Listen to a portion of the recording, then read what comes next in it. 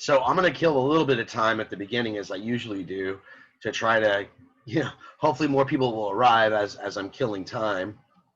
Look, there's somebody already right there. Awesome.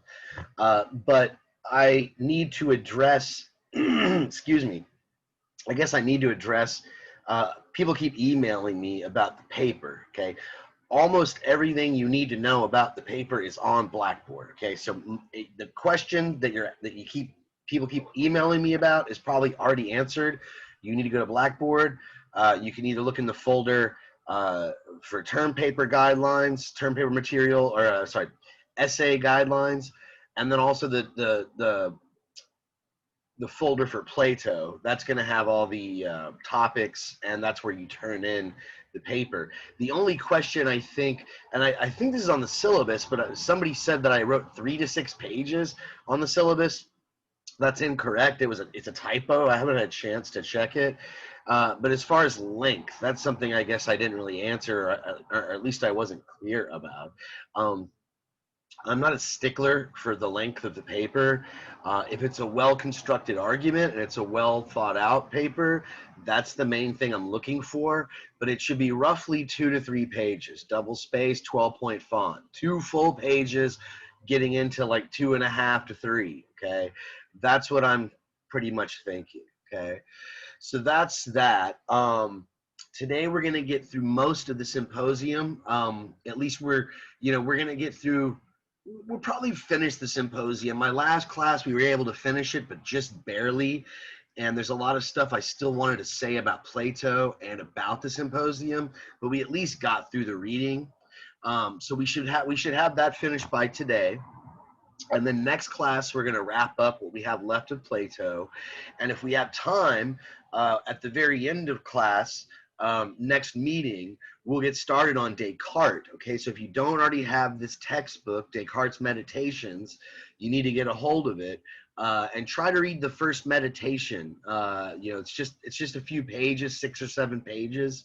Try to read that by next class. Although we might not have time for it, we might barely get to it. So if you don't have it yet, it's probably not the end of the world. But certainly by next week, certainly by Tuesday. Okay. So I've said my bit. I think that's all the important things I wanted to say, at least that I can remember. But we're still waiting on a lot of people to show up. So if anybody has any questions or comments or anything like that, I noticed there's a bunch of messages in the chat box. So let me look here. You said the guidelines for the paper are under Plato. Well, there's guidelines. I think there's a folder that just says essay guidelines. Okay, so there's a folder that has nothing but essay guidelines. The topics are in, like, the Plato topics are in the Plato folder. The Descartes don't write Descartes. I shouldn't even have put that topic up there. I should have just not even put it up there, because you're like the 5th person that asked me that. No, we're not going to read the Descartes topic. Most of the due dates are kind of sort of on the syllabus. So if you want to know and you're thinking like way ahead, then look at the calendar on the syllabus.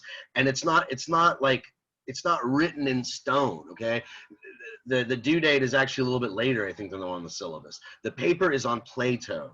The Descartes essay is due after we finish Descartes. Have we done Descartes? Did we cover Descartes yet? Anybody? No, we haven't. Thank you. We haven't covered Descartes, so the Descartes essay is not due. All right, so stop emailing me about it. Sorry to be picking on you. I won't call you out, but I keep getting emails about that. I'm never going to post that topic early ever again, ever. Just wait till the week it's due.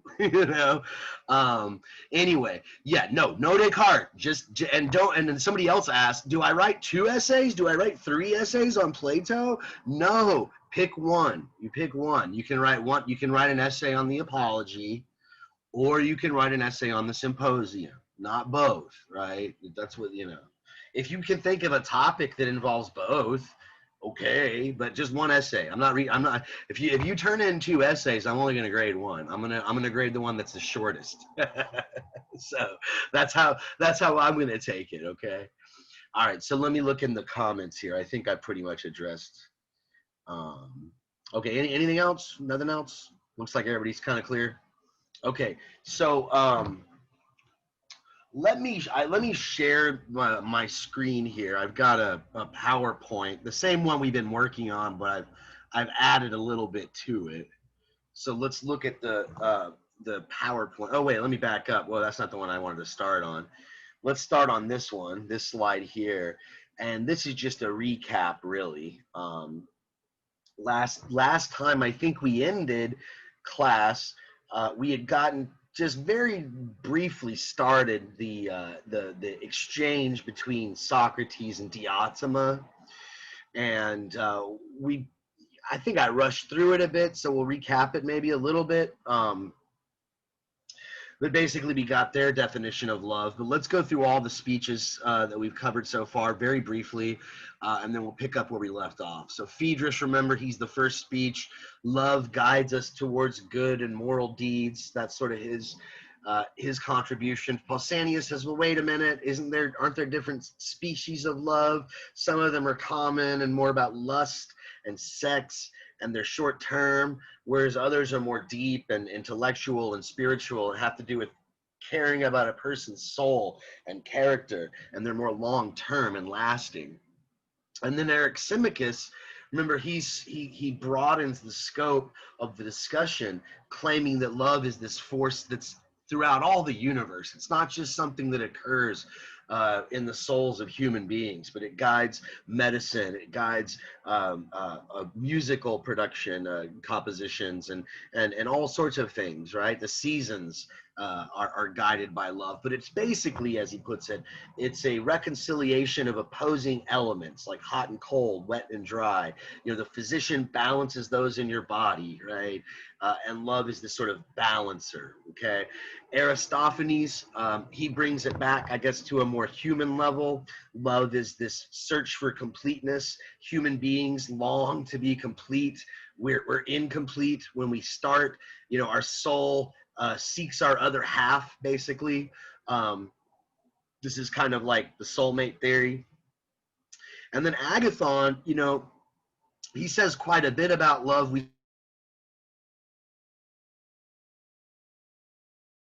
Sorry, I accidentally hit mute. Okay, so last time we spent most of the time on Agathon, so I don't want to spend, you know, too much time regurgitating all that, but it was kind of a list of all these character traits, all these things that love was. It's beautiful, young, etc.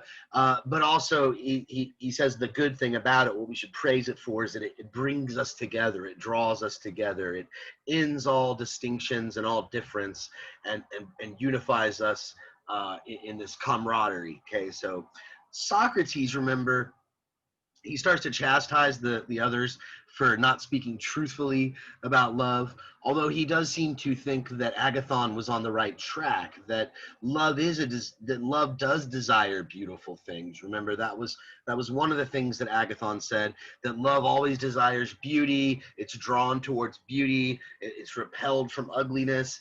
And he said, well, yeah, it does, but if it desires beauty, it wouldn't have it, right? We only desire things that we don't already possess. And so love, if it desires beauty, it can't possess beauty. It's not beautiful.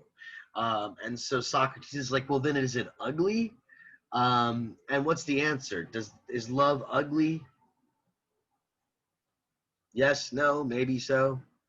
I thought we got this far last time. Am I wrong? It can be. Love can be ugly.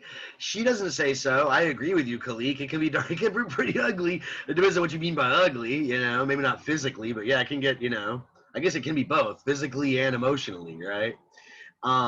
It's neither, Ariana. Yeah, that's her answer. It's not. It's not. But so what do we call the middle ground, right? She says. Let me go to the next slide here, right?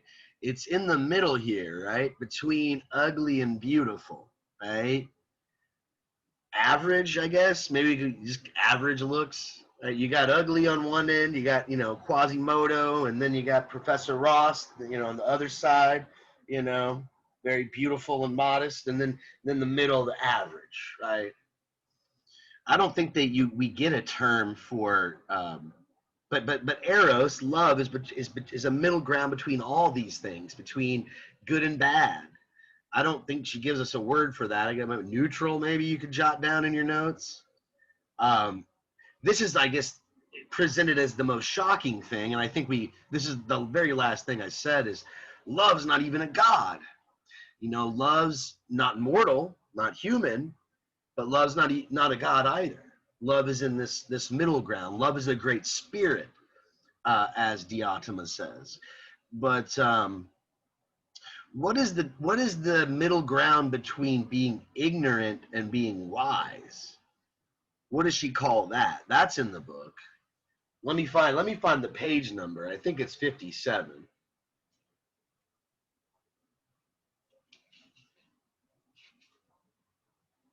Oh no, 46. So I was way off. Page 46. You know, Socrates is like, so is love ugly? And she's like, watch your tongue. Just because something's not beautiful doesn't mean it's ugly. And if a thing's not wise, it's ignorant. Or haven't you found that there's something in between wisdom and ignorance? What does she call that? What is this middle ground between wisdom? Is there a middle ground? What would you call it? What does she call it? It's right there in the same passage, right where I left off. So love's not ignorant. He's not completely ignorant. He's not a fool, but he's not wise either. What's the middle?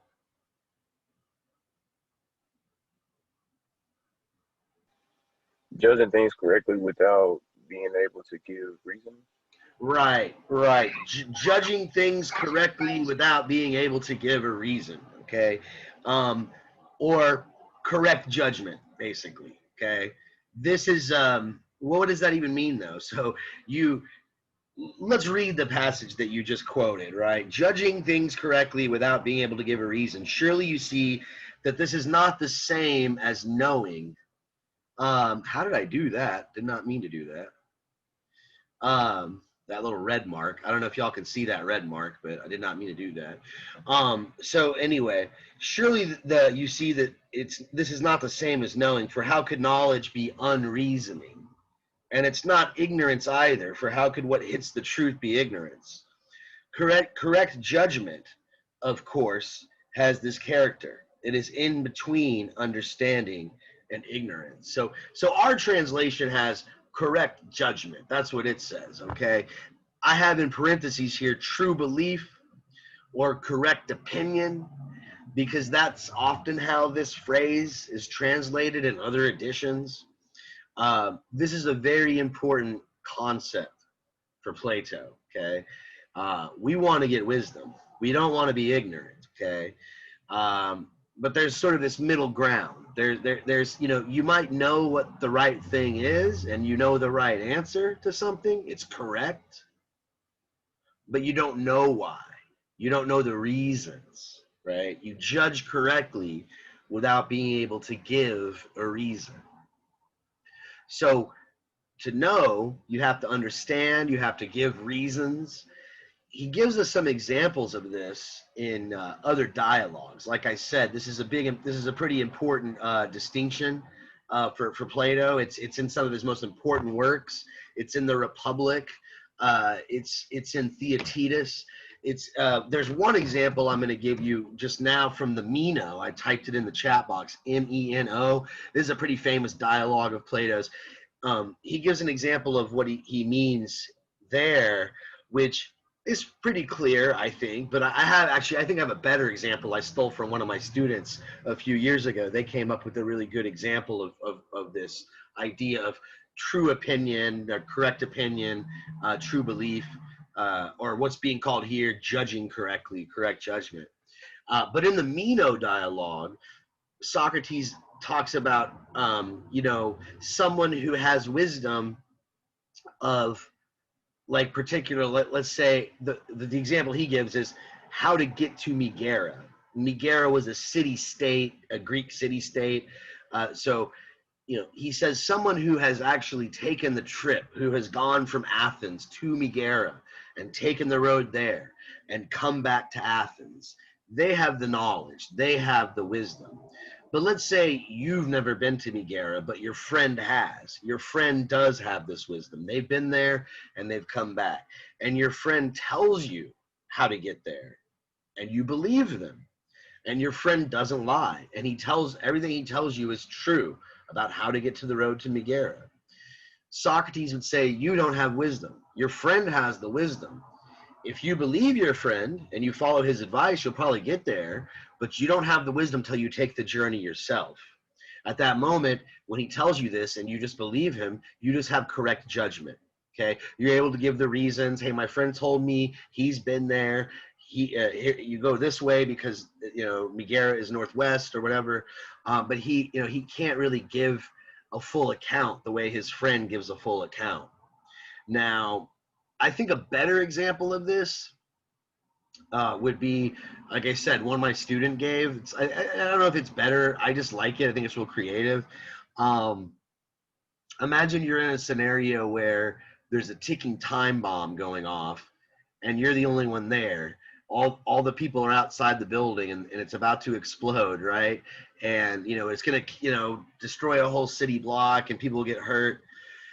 And you don't know anything about bombs, but the team of bomb experts is on the phone with you. So you're on the phone with someone who is an expert in bombs. And so they're not able to get there on time. The bomb's about to go off.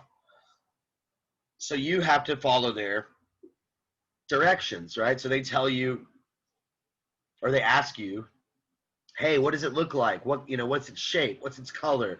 You start to answer the questions truthfully. And then they'll explain, okay, well, this is that kind of bomb. So what you need to do is you need to look for a blue wire, okay? Cut that blue wire, okay? Do that first. Now look for a green wire, okay? And step by step, slowly but surely, let's say you're able to detonate the bomb. You have, at that point, correct judgment. You've been guided by your true belief of what to do. You believed, and it was true. Are you now a bomb expert? Now that you did that, do you know why you cut the blue cable? Do you know why you cut the green cable?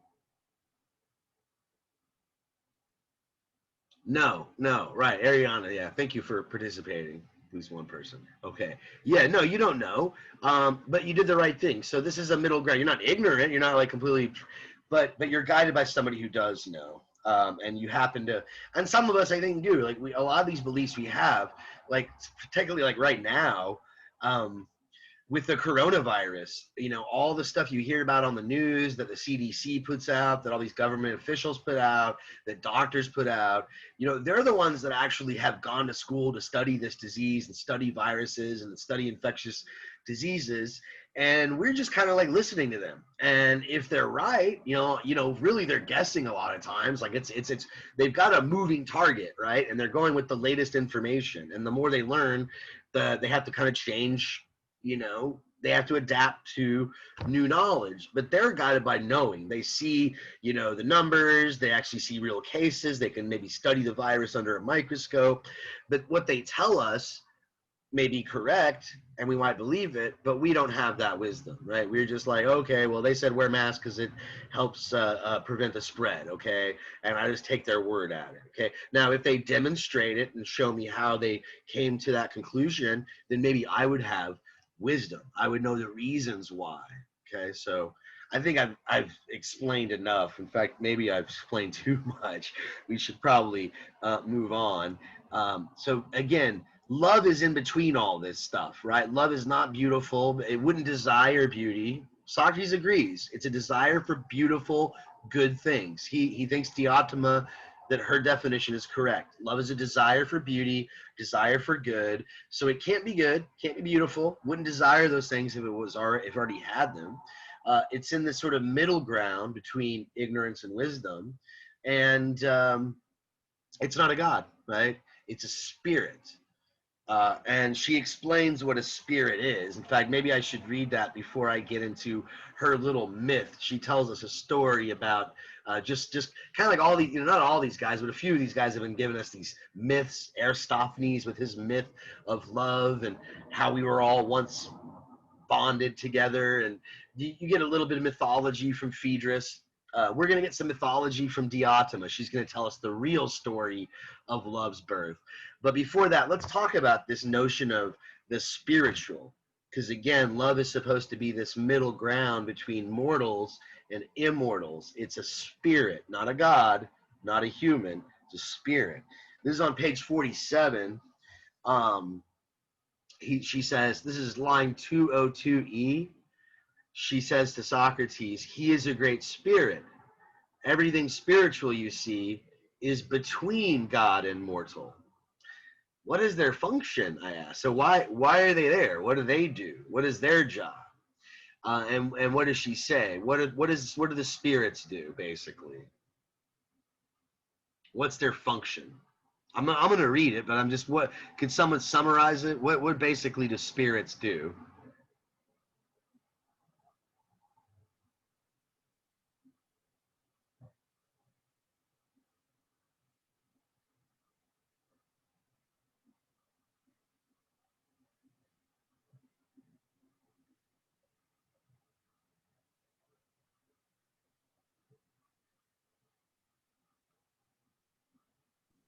Could you repeat that? What is the function of a spirit? We're on page 47, line 202E. He says love is a spirit. It's not a god. It's not a mortal. What do spirits do? Why are they there? What's their function, according to Diotima? Guidance. Okay. How do they guide us?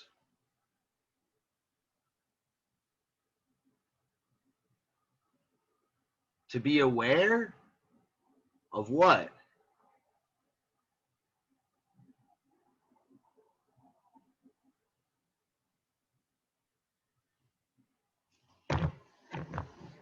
They act as messengers. Cool. Someone's doing the reading as I ask the questions. You should probably read before you come to class, or read more carefully, or whatever. I don't know.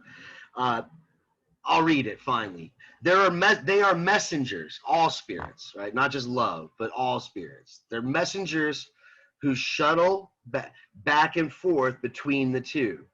And no, Adriana, they don't make us aware of ourselves. I don't think that's what they're supposed to do. Maybe, but that's not what she says. Okay. At least I don't think so. Maybe there's one way to interpret it. That's what she says, but that's not my reading. She says they're messengers. They convey message, right, between gods and men, conveying prayer and sacrifice from men to gods. Kind of like what Eric Simicus was saying. Gods devote prayers and sacrifices to the. Men devote prayer and sacrifice to the gods out of love, of Eros. Well, to men, they bring commands from gods and gifts in return for sacrifices. Being in the middle of the two, they round out the whole and bind fast the all to all. Through them, all divination passes. Through them, the art of priests and sacrifice and ritual, in enchantment, prophecy, and sorcery.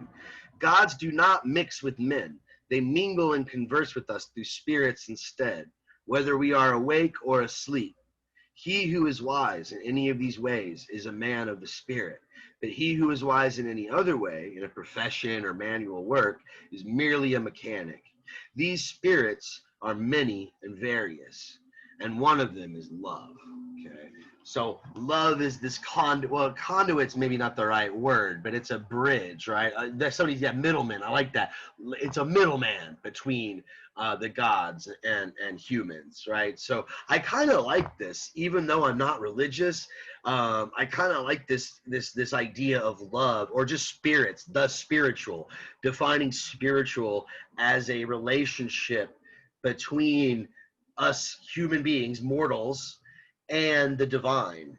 Even if you don't believe in the divine, just as a metaphor, right? I think this is really kind of cool and sort of kind of right. We're inspired by some spirit, whatever you call them, emotions, feelings, love, and it makes us do things like we have these great values for things, whether it's a religious value or value for someone we care about, value for our family, something we hold high and dear, whether it's a god or not. I guess that's debatable, but I think it's interesting. You can interpret it in a somewhat secular way. But she tells us this story about love, which is kind of cute. I'm not going to read this thing. I've got it paraphrased right here. This painting, by the way, is That's not Aphrodite. It kind of looks like her. It's Psyche, so the goddess of soul or whatever. But this is Eros. And I got this painting because it kind of looks like Aphrodite. And the story is that Eros was actually born on Aphrodite's birthday, at her birthday feast. Okay, I'm going to pause here a second because somebody's saying that their internet keeps saying it's unstable. That happens to me quite a bit. Not right now. It's not happening right now, but I've had it happen during meetings and I always address it. But usually my students are like, well, we can hear you. But yeah, if anybody's having trouble hearing me, let me know if my audio goes in and out. I figure, the internet might be a bit messed up because of all the weather. I mean, who knows? All right, but back to this myth, okay? So she says that Eros is related to Aphrodite in a certain sense, that they're always together because Eros was born on her birthday. In a sense, I guess this keeps in line with Pausanias, who says that love is kind of always with Aphrodite, since there's a common and a heavenly Aphrodite, there's a common heavenly love. So, some argue that this final speech, Diotima's, ties everything together, and certainly there's evidence for that. But let's see, Poros, right, is the god of plenty. He's Eros's father. He's also the son of Metis, who's discretion. So I guess that's Eros's grandfather. And so Poros is at this party and he gets all drunk and is seduced by Penia, who's the goddess of poverty, right? So they have this kid. Poverty and plenty have a kid, and that's love, right? They give birth to love. So he's naturally a lover of the beautiful since he's born on Aphrodite's birthday. Joy wrote something here in the comments. Let me look at it. She says, so because love can be considered a spirit, is that it may be why they don't judge one another for their actions when they're in love in the past? I don't know. That's a good question. I think what you might be referring to is at the end of Pausanias' speech, how he says that we forgive lovers all sorts of stuff because, hey, they're in love, just forgive them, right? Is that what you're talking about? If it is, that's kind of a good point. Yes. It reminds me of, there's a scene from, I think it's in the Odyssey. It's not in the Iliad. So the Iliad those are both by Homer. The Iliad is the war, and the Odyssey is Odysseus' journey back home after the war, right? And on his journey back home, he bumps into, what's his name? Menelaus, Helen's husband. The whole war was fought because Helen of Troy, she ran off with Paris, right? She was seduced by Paris, this prince, and she ran off to Troy with him. And she was married to Menelaus, okay? So they went to war over her. Well, Menelaus wins her back. He kills the Trojans and he gets her back, okay? And on the way back home, Odysseus has dinner with Menelaus. And when they talk about the time when she left, when she ran off with Paris, Menelaus says, that was good of you to do that. It was good that you did that. And most people interpret this, I would say most, but a lot of people have traditionally interpreted this as him being sarcastic, as him being like a smart ass. Like, yeah, that was good that you ran off with another dude and started the Trojan War. But other people have interpreted kind of like what you just said, that, well, she was taken by her passions. She was taken by love. She was entranced by Eros and Aphrodite. And so it's good to follow your emotions. The gods wanted her to run after Paris and leave. And maybe we had to go to war. That's what the gods wanted. The gods wanted us to fight for some reason. It was a battle.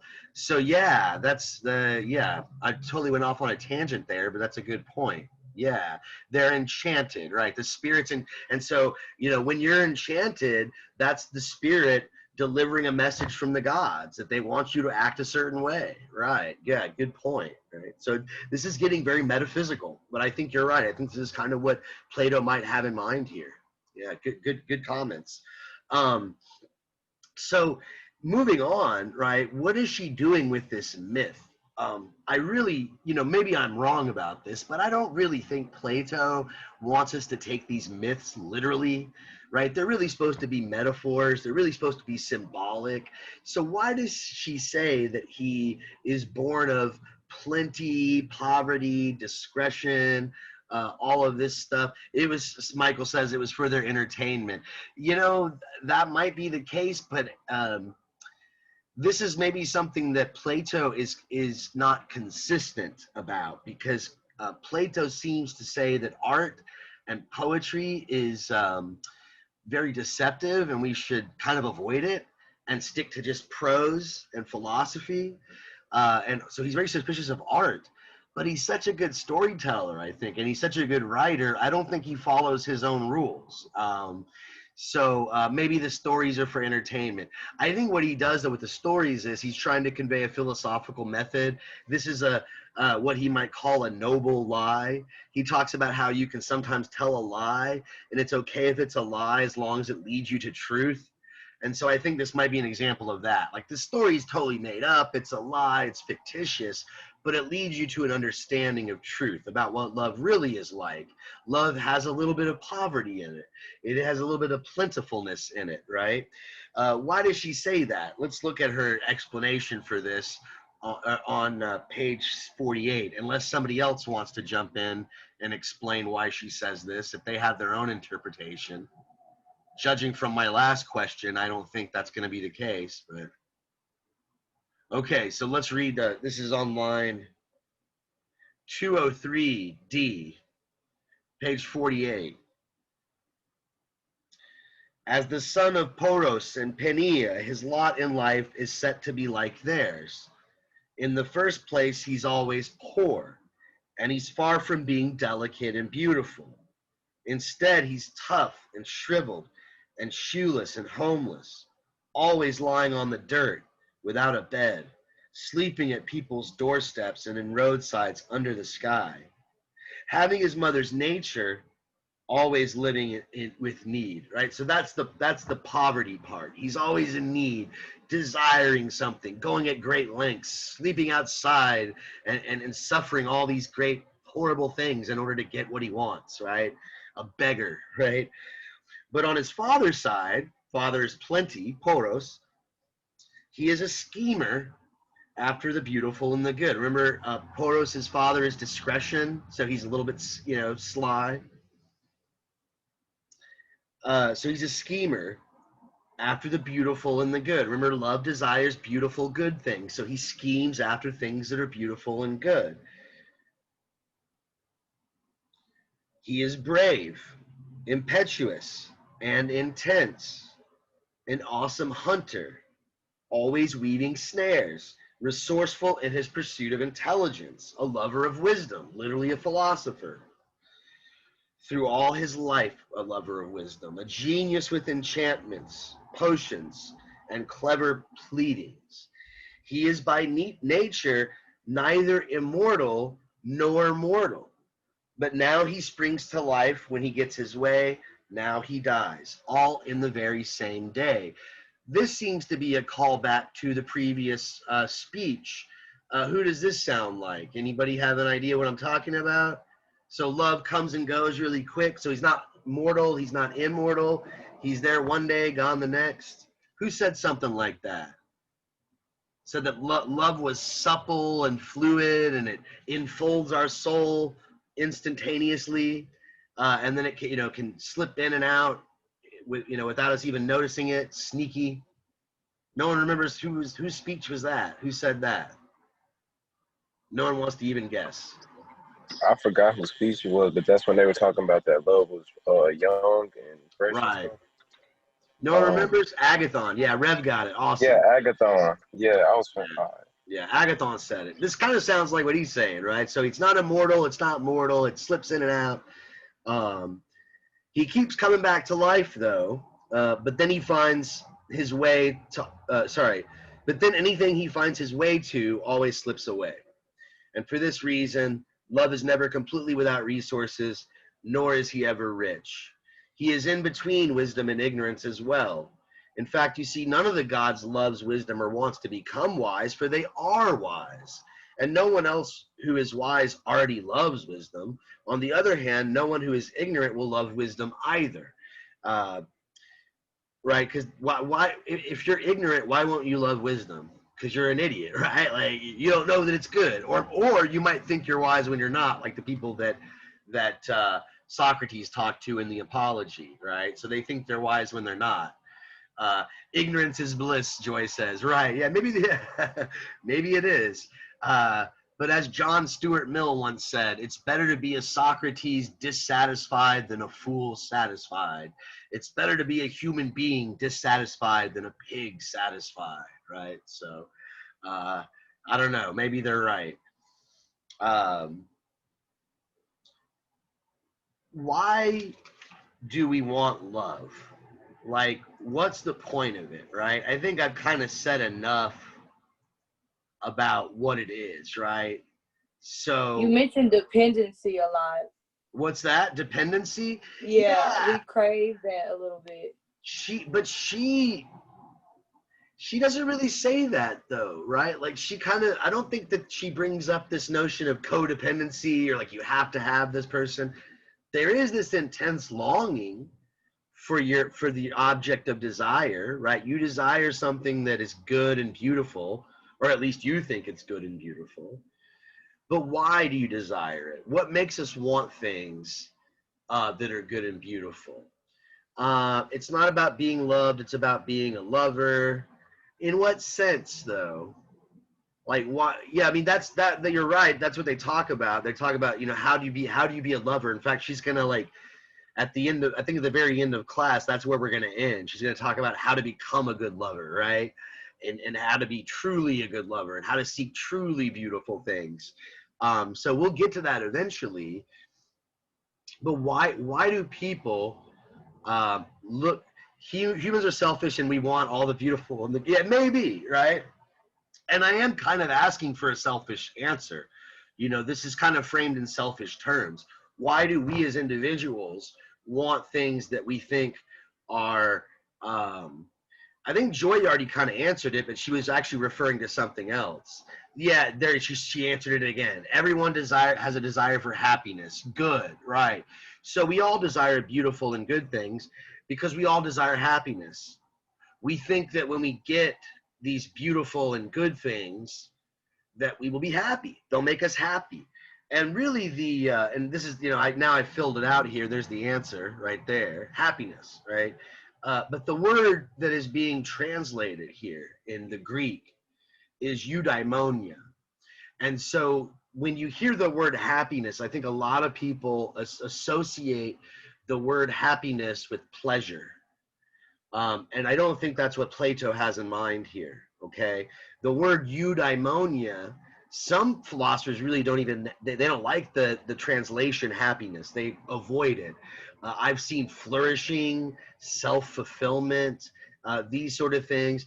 Daimon, D-I-A-M-O-N, that's spirit, soul, your spirit. Euphoria, euphoric, good, joyful. Aristotle, he famously defines eudaimonia as a virtuous or excellent activity of the soul. And so you find out what's best in you and you develop it. It's an absolute self-fulfillment. And that's what he means, right? So we get these things because, and that might, I forgot who, but somebody mentioned the dependency thing. I don't think he would like to frame this in terms of dependency, but in a sense, it is akin to what Aristophanes says about completeness, right? That you become complete through achieving these, possession of these beautiful good things. They somehow complete you. They make you fulfilled. At least that's what the goal is. That's what you want. Good. But why? What is the purpose or the function of Eros? Socrates asks her that, and some of you might be thinking, what does he mean? I mean, isn't that the same thing? Like, why we want something and what its purpose is? but I think before, as somebody already pointed out, this is kind of a selfish way that we're looking at, like, what's in it for me? Why do I desire beautiful things? But when he's asking what is the purpose of it, what is the function of it, I think he's looking at it in a more big picture sort of way. And he's asking, why does love even exist? What is its purpose in the grand scheme of things, right? What is its purpose in the universe? Let's say God created everything, and God then must have created love. Why did God create love? Or if you just want to think about it scientifically, maybe you could think about it in terms of evolution. What's the purpose or function of love in evolutionary terms? Is there a purpose or function? Like, what would it be? Could you explain it, like, biologically? You have any ideas or any guesses? She said, so Joy, yeah, I think you got it. What were you going to say, though, Michael? I was gonna say I don't know if there's necessarily reproduction. I don't think you need to love necessarily anything, because we know animals don't necessarily love in the same. They don't understand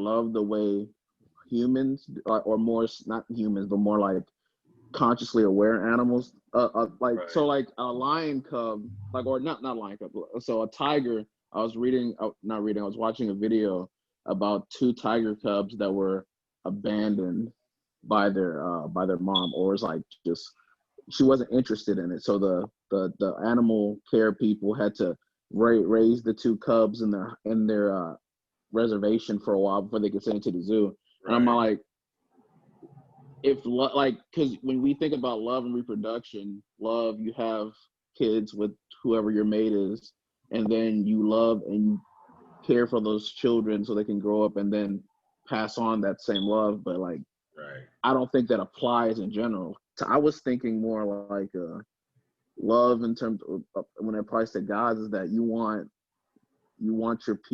your subjects to freely to freely love you, because that means that their connection, their need for you is stronger than it would be if you forced it. Okay. Well, I guess you could argue, though, that might even in itself be a survival instinct or something, right? Like togetherness. Yeah. Joy, were you gonna try to say something?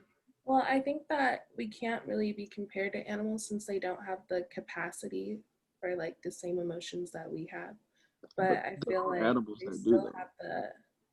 have that push to the lust or whatever it's called. Yeah. They still have that push to reproduce, and then in humans it's translated to something a little different because we need companionship and all that to be happy. But the reason why I do compare it to animals, because I like, not all animals, but like there's a select few that do, like elephants, for instance. Yeah. They actually remember and love harder than humans do. And if they don't have a community around them when they're young, they can die of stress. But don't elephants mate for life too? So wouldn't we like say that's love in a way? No, but that's what I said. That's why I said I compares to. That's what I said. That's why I was comparing this to animals. Like, there's some that can understand it like we do, and then there's some that don't. So that's why I was all like, I don't think love is necessarily necessary for reproduction, because there's an intelligence disparity depending on what we're talking about. Yeah. That makes sense. Yeah. Yeah, I think those are all good points. I think how he might respond to your initial objection, Michael, that, well, wait a minute, this is not universal. Like, you mentioned the example of the tiger or the lion or whatever who abandoned her cubs, right? I think Socrates or Diotima, however you want to put it, they're going to say something like, well, maybe in that case, they gave birth to something ugly or something like this, and so maybe that example wouldn't be, if they were good looking cubs and healthy cubs, then maybe that wouldn't really, his response wouldn't be a good one. But he would say, he'd be right with Joy. He'd be like, well, part of it is reproduction, and that's something that we have in common with animals, right? Is that love draws us towards to want to reproduce, and that makes us continue the species, right? And so that is part of it, right? But we also reproduce in other ways, and Khalik says that we're not animals, and I want to just push back on that a bit. What do you mean we're not animals? Like, I think aren't we Homo sapiens? Like, I mean, if you're a religious person, you believe that like humans are superior or we have some divine like that's fine, but we're also animals too. Like, can't you believe both? You know, like, I mean, you know, like you can't compare animal love to animal love or human love to people. Yeah, I mean, I think it's hard to make that assertion, like to say that, like, I think Michael said something a little, actually whales love more than we do. Like, well, maybe they do, maybe they don't. Like, I don't know, because I'm not a whale, but I think like maybe the studies you're pointing to, Michael, that make those kind of claims, what they probably do is they look at pair bonding and how things like loyalty, acts of loyalty, things that whales do for each other, you know, and you know, but it's also like, look at kings and look at monarchies, or, you know, like, right. they would have whole harems, or they would just have a child just so they could pass on their bloodline, and it would have nothing to do with love. Well, that's just like how bears will have kids and then they'll leave.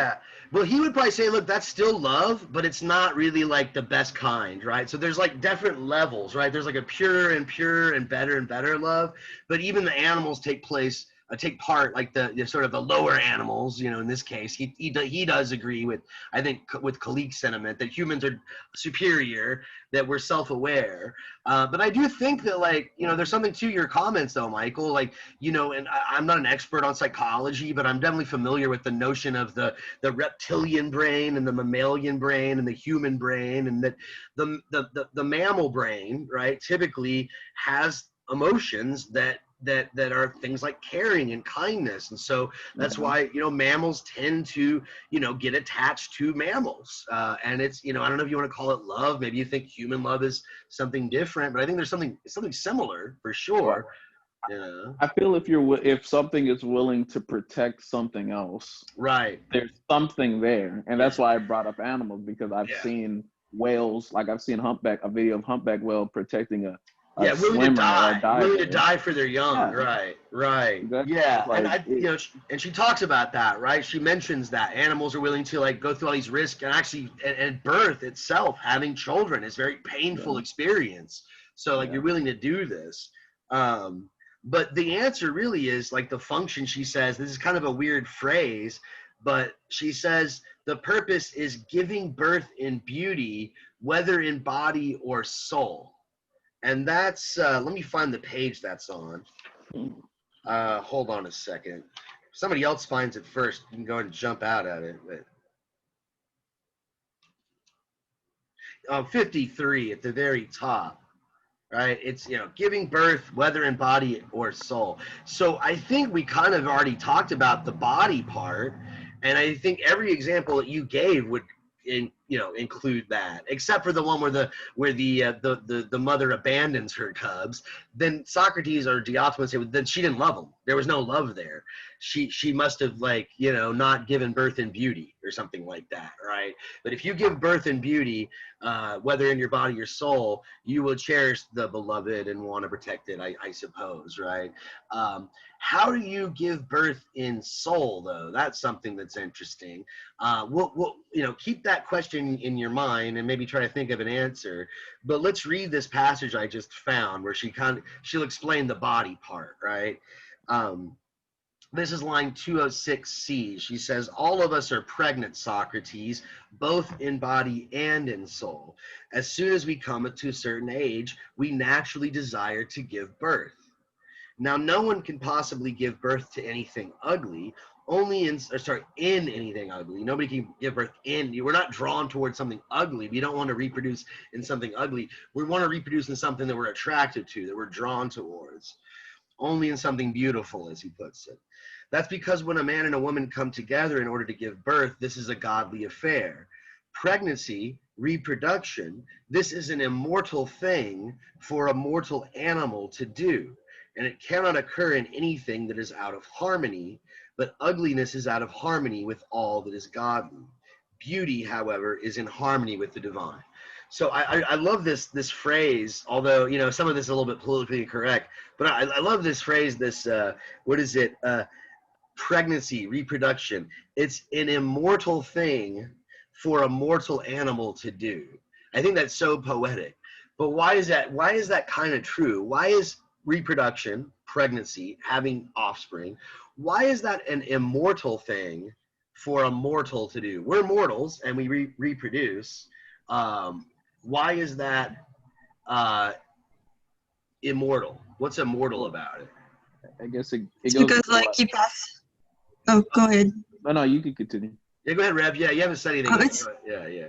Okay, it's basically because like, you know, from generation to generation, like you produce and produce. So like, for example, the last names.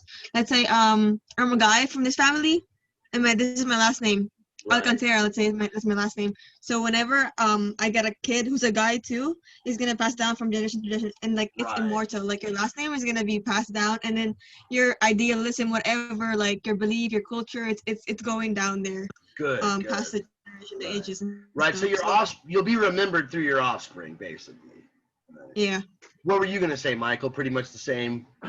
I was gonna say that I think I've brought this up before about how they're specifically talking about love in a very I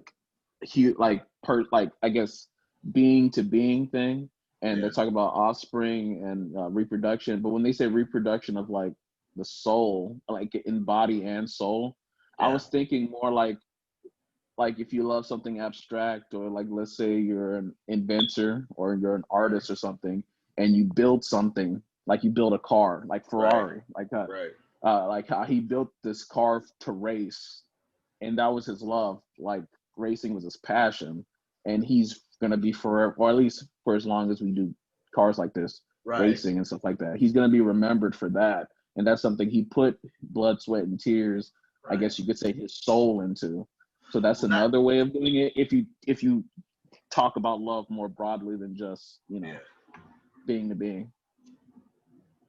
Yeah, that's actually that she's going to get to that pretty soon and actually say pretty much, I don't think she uses the word inventor, but something like bringing forth great ideas or whatever. That's pretty much what she has in mind about, giving birth in giving birth in your soul, not your body. And like what Rev was saying though, like we're strictly talking about body. It's like your family name, maybe your family remembers you, your offspring or something like that.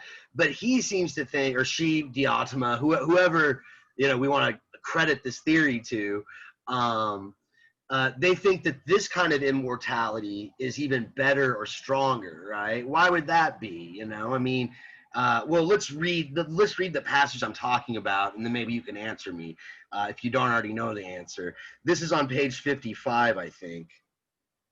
No, wait a minute. That's not it. It's further on than that. It's on 56. It's that first full paragraph, so like line 208E, a couple lines down. He says, now some people are pregnant in body, and for this reason turn more to women and pursue love in that way, providing themselves through childbirth with immortality and remembrance and happiness as they think for all time to come, while others are pregnant in soul, because there surely are those who are even more pregnant in their souls than in their bodies. And these are pregnant with what is fitting for a soul to bear and to bring forth. And what is fitting? Wisdom and the rest of virtue, which all poets beget, as well as all the craftsmen who are said to be creative. But by far the greatest and most beautiful of wisdom deals with the proper ordering of cities and households, and that is called moderation and justice. When someone has been pregnant with these in his soul from early youth, while he's still a virgin, and having arrived at the proper age, desires to beget and give birth, he too will certainly go about seeking the beauty in which he would beget, for he will never beget in anything ugly. Since he's pregnant then, he's much more drawn to bodies that are beautiful than those that are ugly. And if he also has the luck to find a soul that is beautiful and noble and well-formed, he is even more drawn to this combination. Such a man makes him instantly teem with ideas and arguments about virtue, the qualities a virtuous man should have, and the customary activities in which he should engage. And so he tries to educate him. In my view, you see, when he makes contact with someone beautiful and keeps company with him, he conceives and gives birth to what he has been carrying inside him for ages. And whenever they are together or apart, he remembers that beauty. And in common with him, he nurtures the newborn. Such people, therefore, have much more share than do the parents of human children, and have a firmer bond of friendship, because the children in whom they have a share are more beautiful and more immortal. Everyone would rather have such children than human ones, and would look up to Homer, Hesiod, and the other good poets with envy and admiration for the offspring that they have left behind. Offspring which, because they are immortal themselves, provide their parents with immortal glory and remembrance. So why do these, and this is, I think, precisely what you were talking about, Michael, I think, was making this point, that, you know, there's this other kind of birth through the soul of, you know, like you mentioned Ferrari, you know, the man that invented a vehicle, right? This great vehicle that's, you know, so famous and people admire the beauty of it and the mechanics of it. And then he mentions Homer and Hesiod, who write these great poems that we still study today. If you take a class in, you know, Greek literature, you're probably going to read Homer, okay, or Hesiod. Why? I guess I maybe already answered it. He says that these children are more beautiful and more immortal than the ones that are the kind we were talking about earlier, the ones that are born through our body. Is that true? And why? In what sense? I guess if these people who learn, I guess when they say children, I guess I mean people who are learning and taking from what these people left. And if they're like, depending on the generations or the society or the traditions, right, they could add things to it and maybe improve upon it. Right. And thus, and if they improve upon it, they then can pass down their knowledge, and and generations upon generations can keep improving on it and improving on it. Yeah, in my last class, one of my students gave an example. Pretty much, it fit the framework that you basically just sort of articulated there. He was using an example of like the United States Constitution, right? You have all these men that come together, they build this framework that can be built upon. You know, maybe it's not perfect, right? But it sort of has these core values that can be sort of you know, reinterpreted for new occasions and sort of added to. And so that's going to have a standing value. It's going to outlive the creators of that document, okay? And it's a creation of the soul, right? Not of the body. They come together with their ideas, and they organize a society in a framework that's going to outlive them, and even more so than if they had kids, right? I mean, how many of you in here have met your great grandparents? If you've met your great grandparents, put it in the chat box there. Just put yes, I have. I've personally met my great grandparents. Oh wow, we got one. My last class there were 0. Nobody'd ever met them. Okay, wow, that's cool. 3 people. Wow. Okay. How about your great 3 grades? Not double, 3. Triple grade. Great. Nope. Nah. You don't remember them, right? Maybe they were great people. Maybe they were good people. Maybe they're bad people. Who knows? But you don't really have that much of a connection to them, except for, like Rev was saying, you might have the same last name if the name wasn't changed through marriage. So yeah, that immortality is not, maybe their genes are in you, genetically they're in you somehow, but they're not remembered. Okay, so 3 people, it looks, knew their great grandparents. Is there anybody in here who's never heard of Albert Einstein? Is there anyone who doesn't know who Albert Einstein is? If you've never heard of Albert Einstein, don't be embarrassed, just admit it. I don't know who's that. I've never heard of Einstein. Okay, everybody's heard of him. Everybody's heard of Einstein. You know, you probably know E equals MC squared. You might not even know what it means, but you heard of it. E equals MC squared, right? So, you know, he created the, you know, his, you know, if you're, let's say you're a physicist and you're working with another physicist and you both come to have this discovery through your conversations, through your experiments, through your research, and you discover something true about physics, and you win the Nobel Prize. You know, you've given birth to these beautiful ideas that are, you know, as you were saying, Michael, they're going to live forever. As long as there's a subject of physics, they're going to be around. They're going to be a part of the history, and people will remember you for what you did. So you'll have more beautiful and more immortal children. Does that necessarily mean you're going to love those children? Yeah, somebody said legacy. That's a good way to put it. You're going to have much more of a legacy.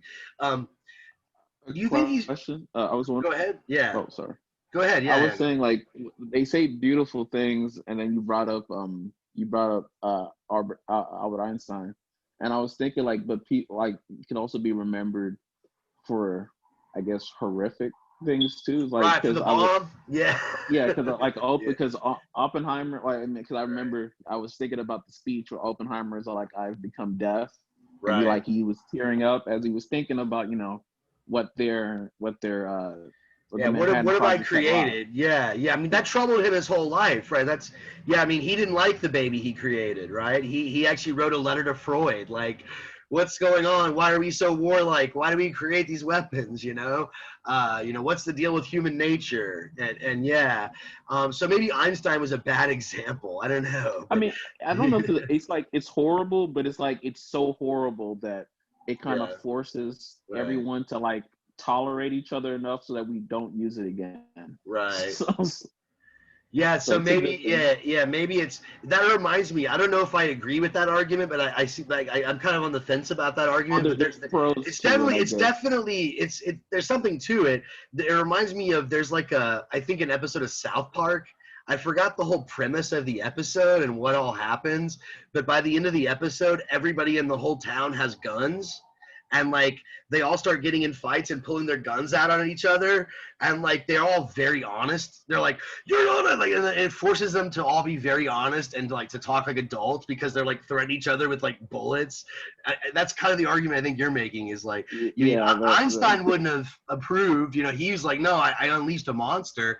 But some would argue, well, the bomb keeps us, like, civilized because the threat of nuclear holocaust kind of prevents us from going to war. At least it prevents the major superpowers from going to war. But I think we're digressing a little bit, so maybe we should move on. But it's an interesting point. But I was going to question this, like, do these physicists, scientists, poets, if you're Homer or Hesiod, do they necessarily love their spiritual children more than their actual children? I'm sure that that's true in some cases. Like, there's probably some physicists who are, like, really into their career, but this kind of goes back to a point I think we've already explored earlier, but it seems like, you know, maybe some of them, even if they're like, maybe not Einstein, but maybe Oppenheimer cared more about his wife than he cared about, the Manhattan Project. I don't know. I think it really just depends on the person and how much. That's what I'm saying. Yeah, that's what I'm thinking. Yeah, I can see why he would think this. Like, I'd be more proud of, it seems like something to be more proud of to come up with a scientific discovery, because that is so universal and everyone can enjoy it and be impressed by it. Whereas having a kid, that's something anybody can have. You just have sex with someone and get them pregnant, Like, whereas discovering some new scientific truth, that is something that, requires a bit of foresight and intelligence. Yeah, go ahead. I feel like he's comparing pregnancy and knowledge as well, because like in knowledge, whenever they learn something, it's not easy. Like it's kind of hard too. Like scientifically, like for you to invent something, it's not easy. The process is not easy. So it's like giving birth to your like it hurts. It takes so much time, effort, everything. Like it doesn't really like in a blink of an eye you get a knowledge or something like that. Or you still have to work for it or everything like that. So it's painful too. Right. Basically, that's why. No, that's a great point. Yeah, go ahead, Michael. I think it's also because people are just inherently more abstract and harder to like quantify in terms of like I keep bringing up inventors and people, but like the guy who made the kamikaze planes that the Japanese used in the in World War II during Pearl Harbor, is like it was easier for him to work on those planes and to come up with the different calculations than it was for him to actually deal with his fiance, who eventually became his wife. Yeah, it's like it was much like it was easier to do that because like you're messing with tools and you can break these things and you can put them back together, but with a person it's like you can't really do that. Right. You can't come up with calculations for that. They also experience like persecution and everything like that. So before, whenever, right, people won't accept your ideas. Like, yeah. Like say this kid is like super genius, like Albert Einstein. He wasn't really welcome before, but now he's like a genius, like everything right now. But before he wasn't that, Right. Yeah, and imagine like the first time like a mathematician first solved like a really difficult equation, right? Like how many attempts, like how many times, how hard it was, how tedious, all the arithmetic was when they didn't even have calculators, right? So yeah, that's a good point. And this metaphor of birth, of giving birth, I like the fact, Rev, that you said, that's kind of how philosophy or just learning is. It's a difficult process. It's hard. And this is a metaphor that Plato uses a lot. When Socrates talks, it's in the Theaetetus. I forget what other dialogues it's in, but it's in a lot of dialogues. And actually, Socrates calls himself a midwife. What's a midwife? Who knows what a midwife is? He's a philosophical midwife. Well, I guess someone who takes care of someone else's kid.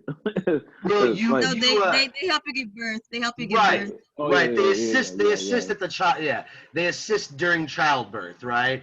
And so his mother, Socrates' mom, was a midwife, and he says, "I'm just like my mom. I'm a midwife, but a philosophical midwife."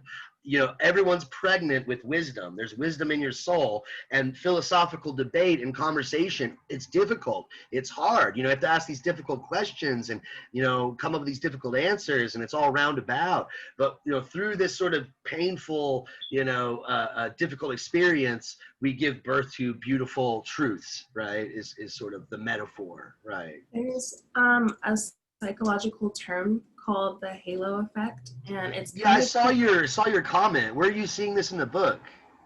Okay, so it's on line like 206D, and it's kind of down. And so he's talking about how people become gentle and like joyfully disposed when they're to give birth and reproduce. Right. He's talking about how the process is actually very painful, but the beauty after it is like what the whole goal is. And it kind of reminds me of that term, because if he actually says that if people saw like the ugliness and the foul face, they would draw back and they might not reproduce because they would know how painful it is, which is kind of why they think the halo effect is true, because women kind of forget the pain. Yeah. They know that it was painful, but they don't really remember the magnitude after they give birth and see their baby. Oh, yeah. Yeah, my mom always talks about it. She's like, I love being pregnant. I was like, that was so long ago. I was like, how do you you just like having kids. Yeah. But I always thought the halo effect was something else. I never heard it used that way. I always thought it meant whenever I heard it used, it's basically this idea that if you are more attractive, typically people, maybe it does kind of tie into what you're saying. If you look attractive, typically people will assume you're nicer, better, they give you more respect, they, they've done studies on this. I think that does apply. It's like, never mind. You go ahead. Oh, I was gonna say, like, I think it does apply. Like, it's like when a mother has a child, there's like a different aura to them, or like when someone makes a great discovery, it's like you see this person as this great thinker, this great inventor. It's like, look at this person, look what they did. Like, it's just in the moment, or maybe even longer than that, they just like they've achieved something great, and that puts them in a different perspective. Right. Well, all these are great comments. I think you guys are pretty much on the right track, but we're almost out of time, so I kind of have to move on. But let's let's look at this last passage that I'm going to read. I almost hate to do this so close to getting into class because it gets pretty confusing, but she's going to finally tell Socrates how he's supposed to follow the true path of love, right? Because, you know, all these different examples we've been looking at of love that she's talking about, you know, they all involve a desire for good or beautiful things. But as we see, there's, like Rev was just saying, it could be like a beauty of childbirth, like this beautiful feeling that we have. Or actually, that wasn't Rev, that was Joy, I think. But anyways, Michael's talking about, love of the Ferrari, if you're the guy that invented it. So there's all these ideas, but they point out, like, wait a minute, isn't this something we all have? Like, aren't we all like lovers in a sense? Don't we all desire good or beautiful things? And she clarifies, she says, yes, in a sense, you're right. We all have this. We all feel Eros, but we only call certain people lovers, not all people lovers. There's there's a sort of more pure, true, essential meaning of the word lover, and she's going to get to that here finally on page 57. She's going to tell him what true love is, right? Love in the true sense. True love wants true beauty, okay? And so if you want to approach beauty correctly, you want to get at what is truly beautiful, she's got you covered, okay? And here's her advice, and it starts off rather surprising, where she tells you to start. So let me read that first little passage, and I'll pause to try to explain a little bit of why she's going where she's going with this. So this is at the bottom of page 57. It's that last paragraph, line 210b, a couple lines above that. She says, a lover goes about this matter correctly. He has to begin, a lover who goes about this matter correctly must begin in his youth to devote himself to beautiful bodies. And that's like bodies. Wait, I thought bodies were bad. Remember, I keep saying to you guys that Plato was ascetic, right? He advocates for asceticism. I typed that word in the chat box, right? A detachment from worldly goods and pleasures and material stuff in favor of intellectual and spiritual goods. But he says, Diotima is saying, start with the bodies. Start with one particular beautiful body, okay?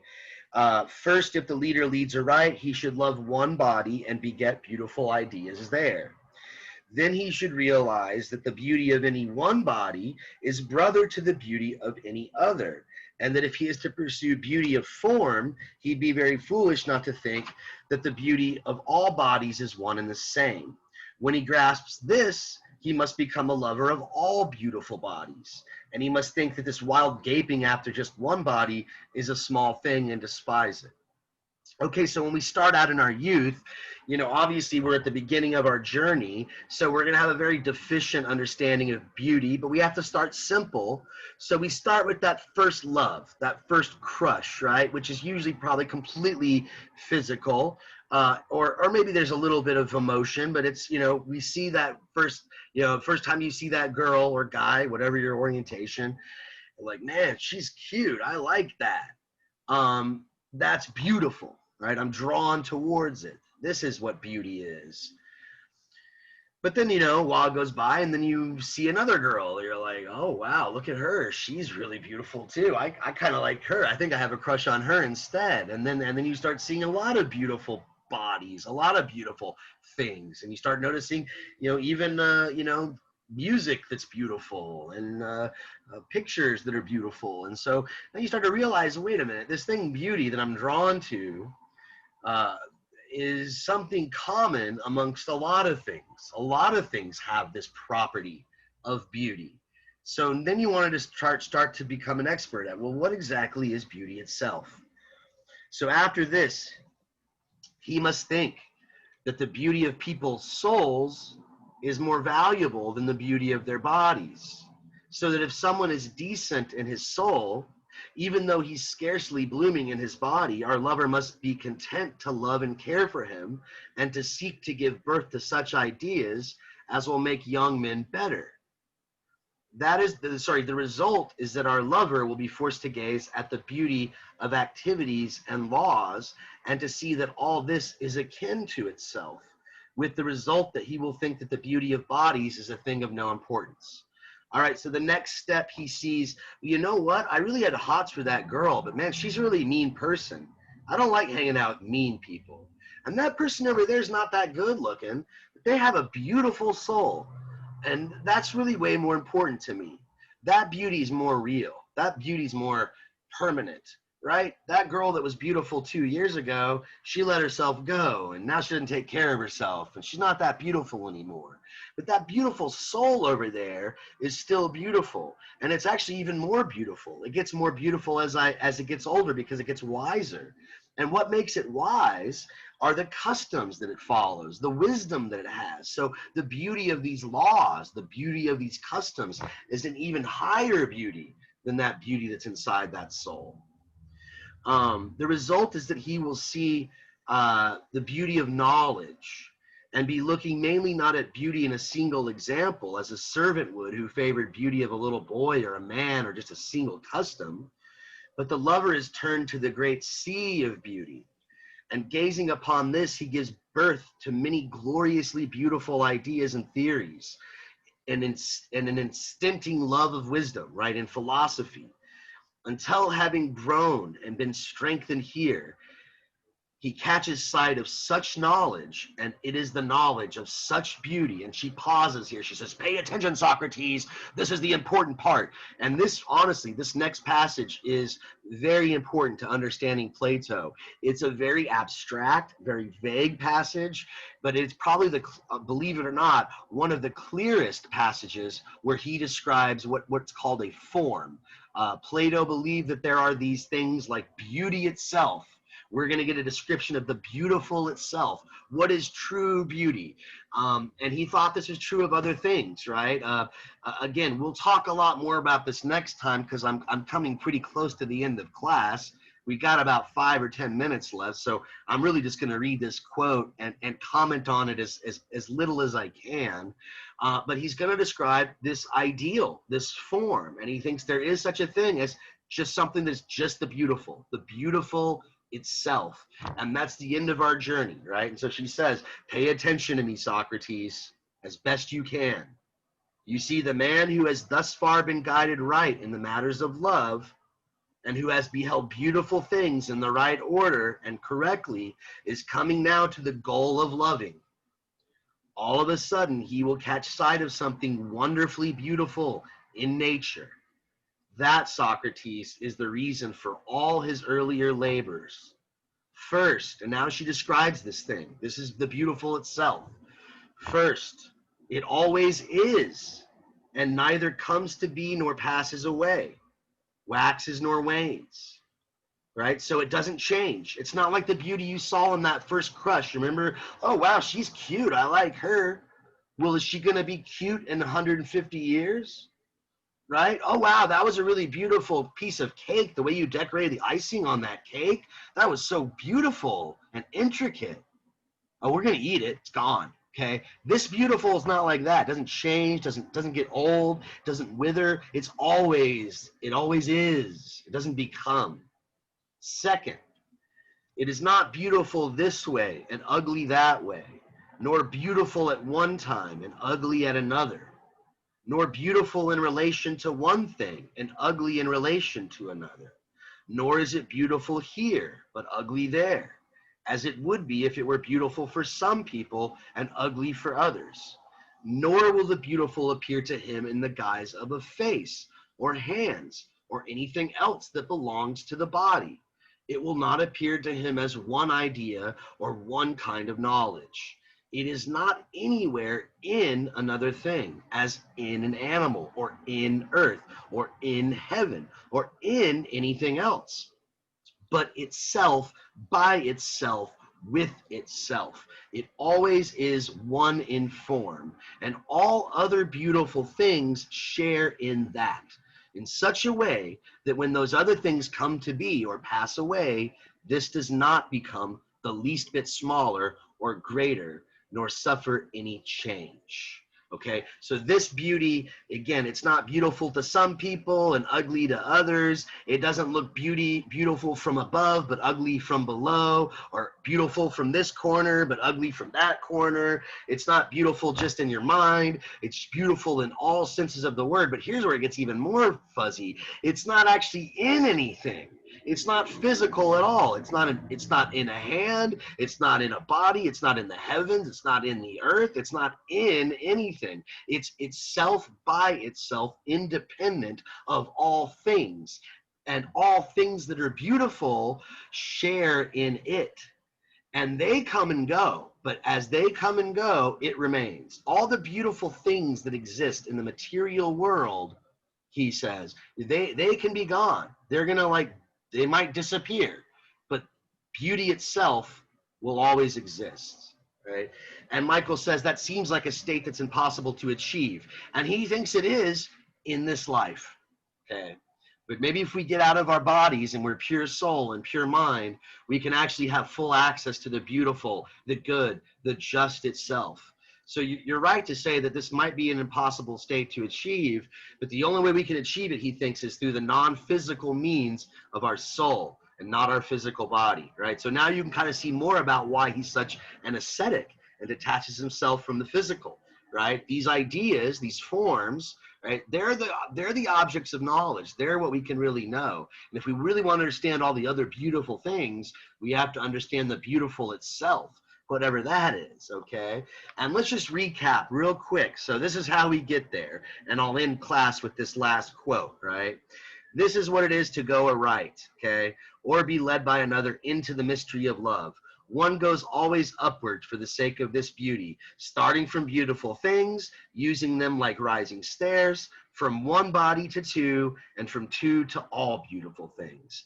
Then from beautiful bodies to beautiful customs, and from customs to learning beautiful things. And from these lessons, he arrives in the end at this lesson, which is learning this very beauty, so that in the end, he comes to know just what it is to be beautiful, right? Through all these philosophical journeys, the end result is this absolute knowledge of the beautiful itself. And I better shut up there. I'm already over for time. We technically have 4 minutes left, so I'll stick around if you want. If anybody has any comments or questions, we're just going to pick it up where I left off. You don't really have to do any reading for next time. We're just kind of closing things up with Plato. We might, if we have time, doesn't look like it, we might get to Descartes at the very end of class. So you have a chance. It doesn't hurt to get a head start on the Descartes reading. But otherwise, I guess I better shut up. That's really all I've got today. You're free to go, but if you want to stick around, like I said, I'll be here for a little while in case someone has questions. Did you ever find the details? Oh, go ahead, boo. Sorry, I was just asking if you ever, I didn't hear it in the first part of class, if you said that the essay was due on the 29th of September. I think so, or the 30th, one of those two dates. It's whatever the date is on the assignment. I updated it on Blackboard, so whatever it says on Blackboard, that's the due date. Okay, thank you, and thank you, boo. All right. You're welcome. I guess that's it. So I'm going to go and close it up, guys. See you next time. Have a good day.